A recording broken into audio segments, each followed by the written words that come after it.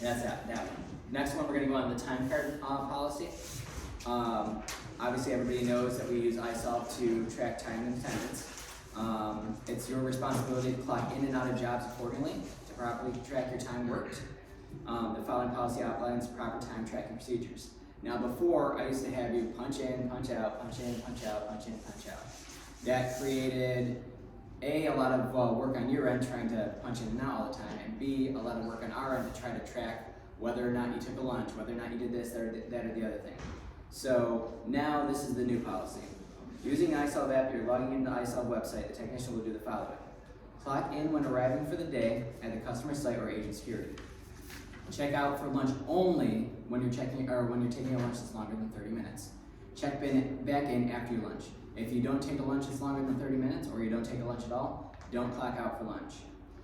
Check out at the end of the day when leaving the job or when leaving the office if you had to return to the office. Time off shall be requested through iSolved. 2 weeks notice are needed for any time off requests. An agent prefers longer notice if the time is an extended period or if it is on or around the holiday. An email should also be sent to techmanagers@agentsecurity.com and customerservice@agentsecurity.com.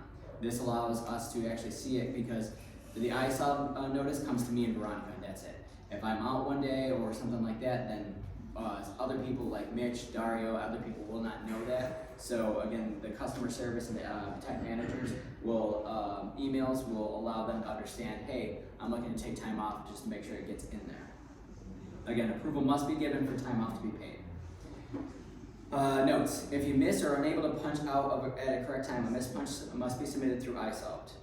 Agent understands everyone works hard and realizes how important it is to take a break or eat just to get refreshed.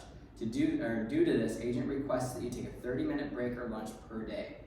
This time is automatically taken out of your time if 6.5 hours, or if you work over 6.5 hours to promote doing so. Now, again, you may feel like you're being, gypped on this or whatever else, but honestly, I think every one of us probably does take time to take a lunch or take a break and whatever else.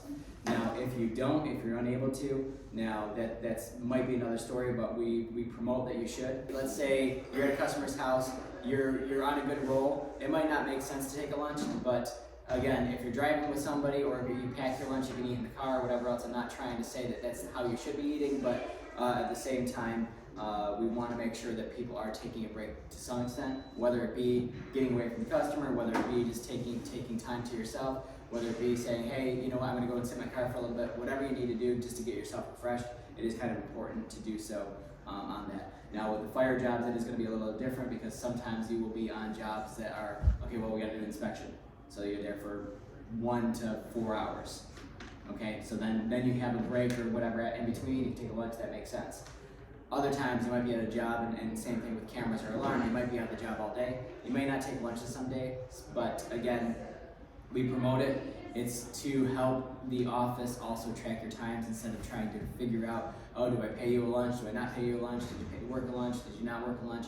We want to be fair to everybody, so we're taking the lunch from everybody so that you do know the importance of hey, you should take a break, you should actually get refreshed, and then you should come back to work. So we're promoting that you do take that time for yourself. You that good? So again, staff are not paid to drive to or from the office, or to their home, or to or from their home. Do not clock in when commuting to or from the office. Staff are also not paid to drive from the customers back home if returning home directly. This would be considered a commute. So again, part of the reason why carpooling is pretty essential, you're still working when you're driving back to the office together. If you drive separately, not all 3 of you, not all 2 of you have to come back to the office, which means one of you will get paid that time and that mileage, the other one will not get paid mileage or time. So carpooling is essential pretty much. Now it is obvious that some jobs, you might have somebody going to one job all day, another person going to 2 jobs. They will have to drive separately, so they will be marked as a designated driver too. So just again, make sure that Carly understands who is going to be the designated driver, or if Carly's not available, Mitch or Dario or myself knows who's going to be designated that day so that we can make that happen for you. Again, any questions, let us know.